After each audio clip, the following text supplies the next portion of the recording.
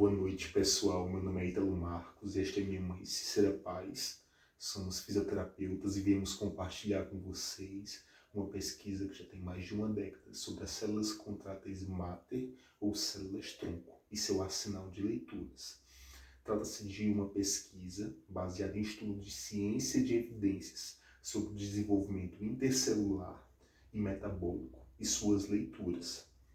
É uma pesquisa bibliográfica descritiva de metodologia lógica sistemática a respeito da movimentação das células em seu desenvolvimento intercelular e metabólico. Uma ciência direcionada a toda a comunidade científica e aos pesquisadores que se propõem a estudar a mesma. Então, pessoal, estamos compartilhando mais um momento sobre células contráteis mater, ou células alfas, ou ainda células-tronco, como nós já apresentamos em outros eventos anteriores. Hoje, nós vamos compartilhar sobre bases nitrogenadas do DNA, certo? As bases nitrogenadas do DNA. Então, é importante o conhecimento destas bases, o conhecimento destas bases vão facilitar diagnósticos, enfermidade, conhecimento de vacinas, etc. E nós vamos mostrar aqui não o que você já conhece na literatura médica, mas exatamente o que ainda não é conhecido. Por exemplo, quem compõe cada uma das bases nitrogenadas? Nós vamos mostrar para vocês. Como acontece a movimentação, a organização, o desenvolvimento entre estas bases, a reestruturação delas, como é que acontece? Tudo isso nós vamos apresentar aqui para vocês, certo?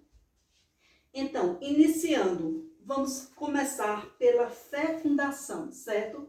Então, nós temos aqui o pai e a mãe, certo? E aqui nós temos o ser codificado.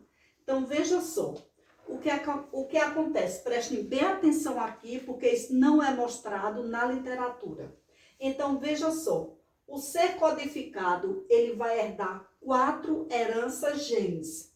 A primeira herança é dos pais, veja só, dos pais, do pai do ser codificado. A segunda herança é das mães do pai do ser codificado. A terceira herança é dos pais da mãe do ser codificado. E a quarta herança é das mães, da mãe do ser codificado. Então, faz toda uma diferença este conhecimento, porque a partir daí nós vamos ver como é que estas bases se misturam. Então, aqui nós temos guanina, que eu prefiro chamar de guaninos. Por quê? Porque é uma fita masculina, digamos assim. Então, o que é que acontece? Vai pegar esta fita masculina e vai se juntar com esta fita feminina, que é do pai, certo? Então, aqui é como se aqui a função seria dos pais e a função aqui seria das mães do pai, certo? Então, os dois vão se juntarem. Daqui a pouco eu vou mostrar como é que acontece aqui. Daqui nós temos novamente os pais, que é da mãe, somente os pais, e aqui as mães da mãe. Elas vão se juntarem novamente e a gente vai compreender por que é que determinadas bases só se juntam exatamente daquela forma, certo? Vamos iniciar aqui. Primeiramente, essas heranças. Nós, na hora da fecundação, nós herdamos 100 heranças genéticas, que deveria ser 25 de cada uma destas bases, 25 heranças genes.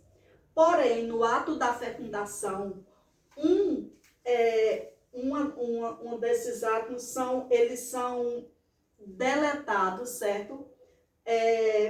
São deletados ficando um de cada é deletado para que se dê continuidade à herança gênica, ficando somente 96 pares de cromossomos. Depois, a mãe, né, ela vai se juntar com o pai, ela estava separada, são alfas, o pai é alfa e a mãe, né? Então, a mãe vai se juntar com o pai e, novamente, um par vai ser deletado. Então, vai ficar 92 heranças genes, que dividido por 4, que são a base, vai ficar 23 pares de cromossomos. Aqui está explicado que eu olhei vários livros, várias literaturas, e não explica exatamente como, da forma como eu estou explicando aqui para vocês, como é que acontece isso aqui. Então, daqui nós vamos então ter 4 bases. Guanina, que são os avós pater, citocina, que são as avós pater, adenina, que são avós mater, e timina, que são avós mater também. Então, veja só, 2 fitas mater, 2 fitas pater. Em toda a estrutura da fita, nós vamos encontrar ela exatamente seguindo a mesma ordem cronológica. Em todas as fitas, nós vamos ter alfa, beta, ceci, delta, E reversa, hexamater, Gmater e por aí continua. Porém, veja só, a nossa herança genética, ela vem até a letra E, não passa disso. Nossa herança genética só vem até E reversa. Recebe esse nome de E reversa porque aqui é uma célula ácida e ela chega um momento em que ela poderá ser bastante perigosa, principalmente na hora da codificação do C. É uma célula que ela já começa a ser ácida para as fitas, mas depende muito do cruzamento destas fitas aqui. Por isso, a partir daqui já há realmente um perigo e por isso recebeu o nome de E reversa. Então, veja só, quem são esses aqui? Quem são esses componentes? Que a literatura não mostra também. Alfa, nós temos quem é alfa? Nós temos o pai e a mãe. Prestando só atenção uma coisa. As letras maiúsculas são sempre os pais, ou avós, né?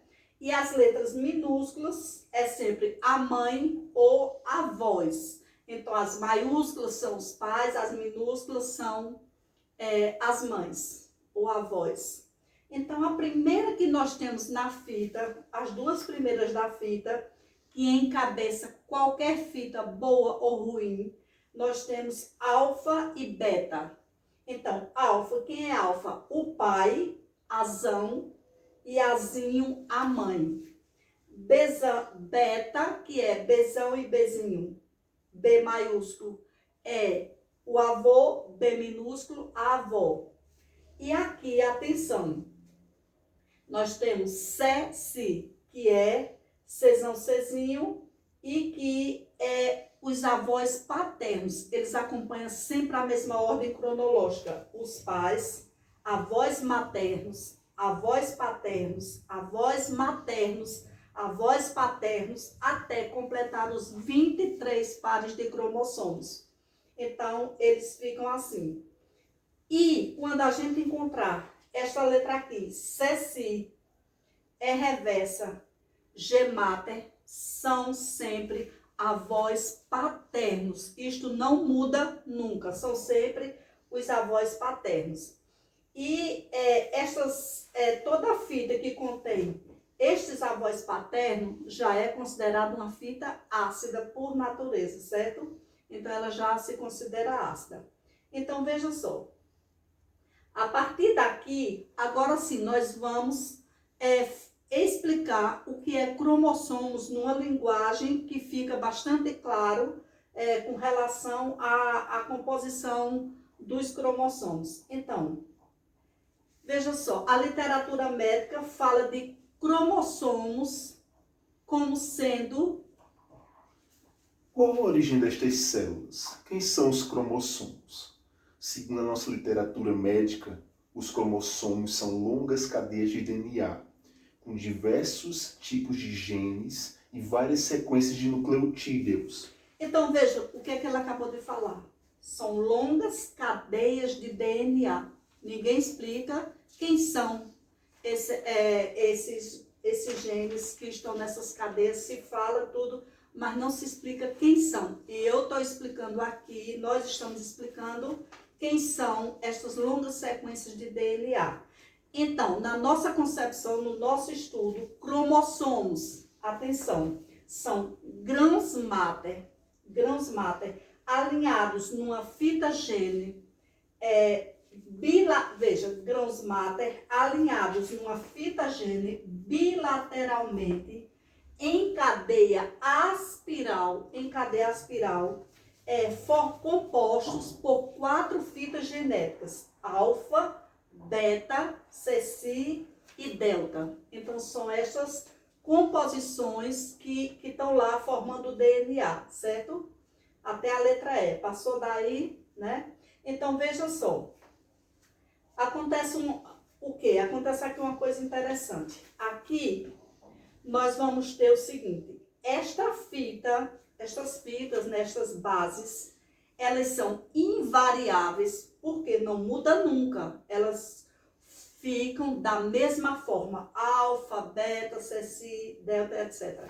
São invariáveis, são ordenadas, elas acompanham uma ordem e são alternadas, ou seja, primeiro o pai, depois a mãe, depois o pai, depois a segunda avó materna, depois a segunda avó paterna, a terceira avó materna, a terceira avó paterna. Então, elas são invariáveis, são ordenadas pela ordem, são alternadas, porque ela tem sempre uma sequência, e elas trabalham sempre aos pares e em equipe, sempre aos pares. Mesmo que esta fita daqui se desloque só com esta daqui, não significa dizer que os pares delas desaparecem.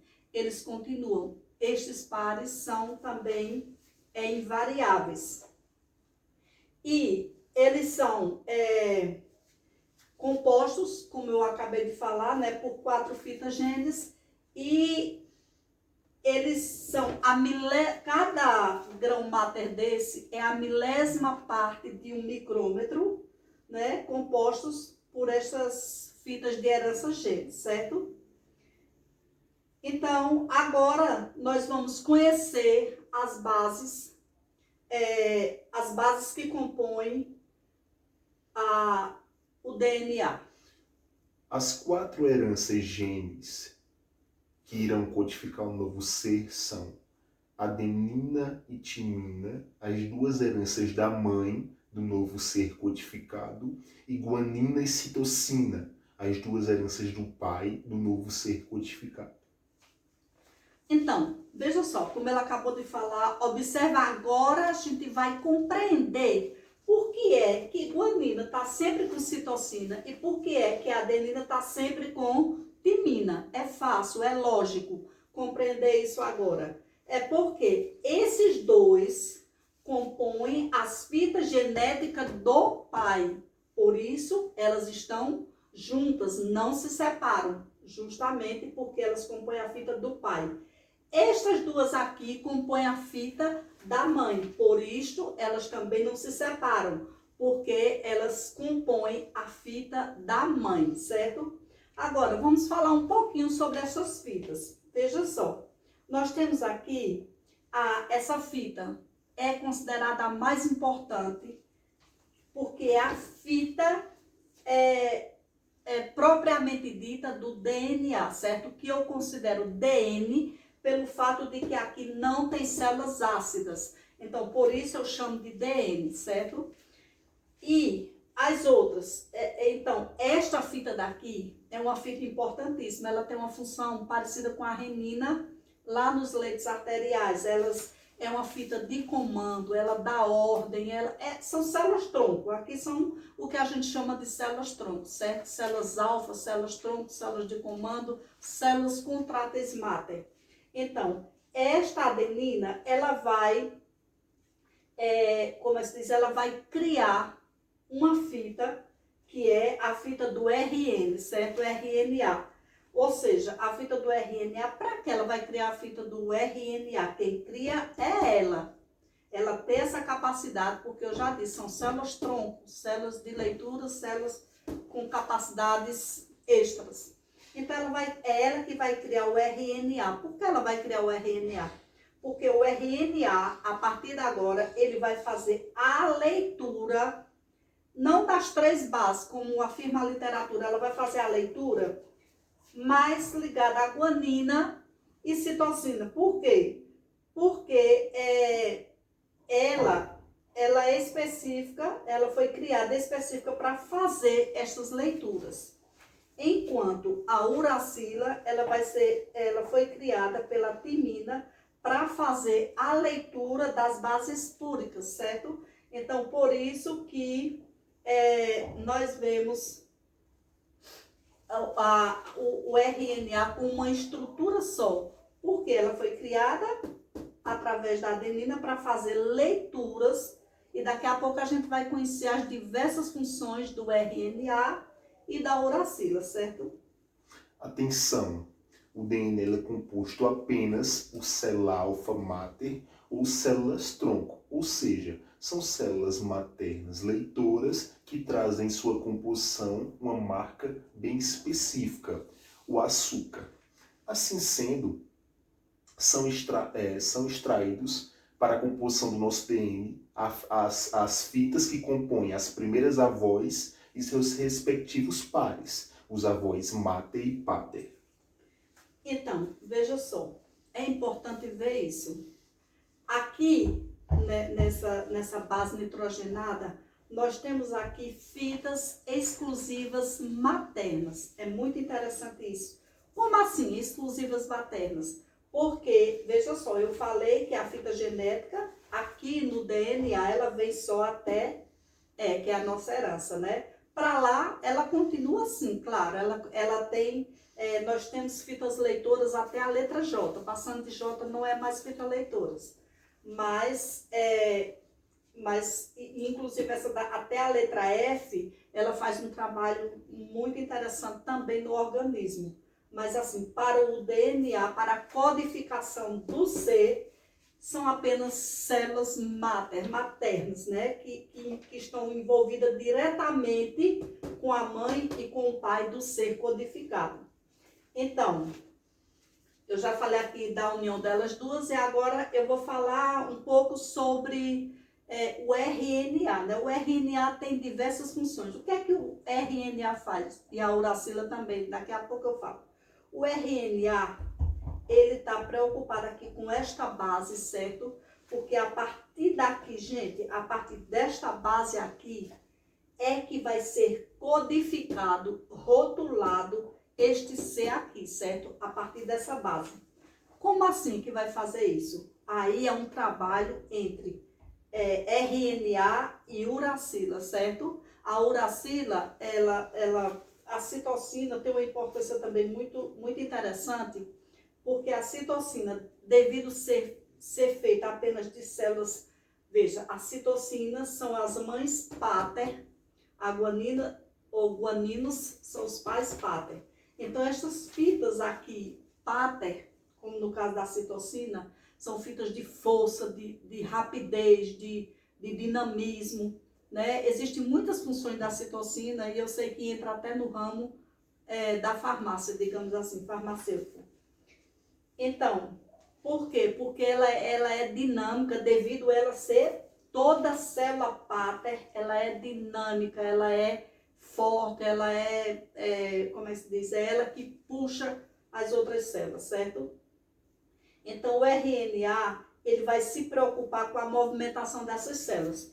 Houve a fecundação. No momento da fecundação, a uracila corre rápido para fazer, digamos assim, a fita que vai rotular o ser codificado.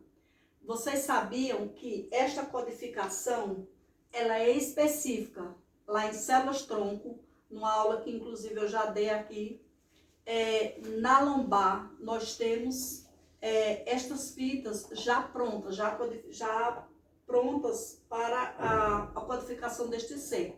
E a partir destas fitas, que são células eixo, células tronco, nós podemos ter já na fecundação do ser, nós já podemos ter uma criança que ela poderá ser genial, sim, genial.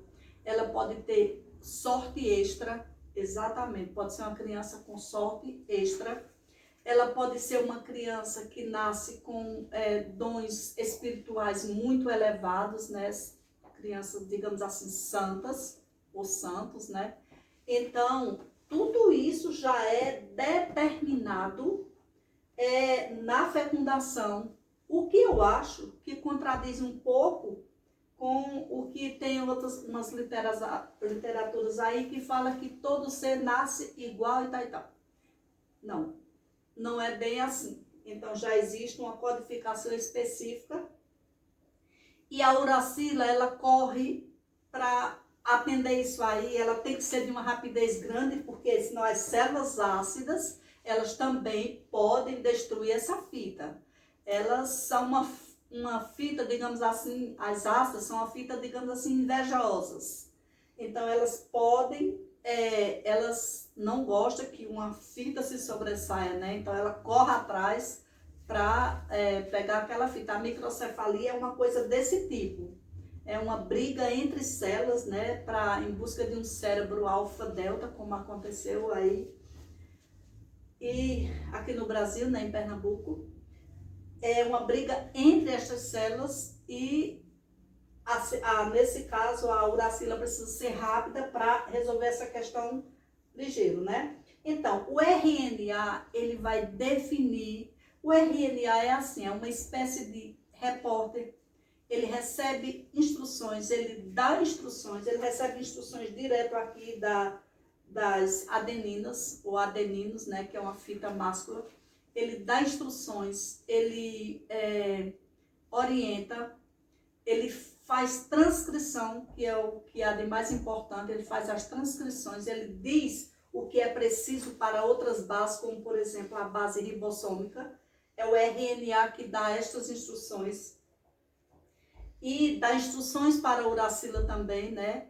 E os dois, uracila e RNA, trabalham juntos nestas bases, olhando, uracila percebe a movimentação das células que migram de um ponto para outro, e ela corre atrás para não permitir essa migração, porque essa migração pode trazer um dano muito sério ao feto, ao ser codificado. Então, eles têm todo um cuidado para ver que não aconteça essa migração, certo? E é a partir deles que vai acontecer esta codificação, como eu acabei de falar, com células extras ou não, né? Vai depender aí da organização das fitas. O RNA também projeta... ele projeta os aminoácidos para a síntese das proteínas, certo?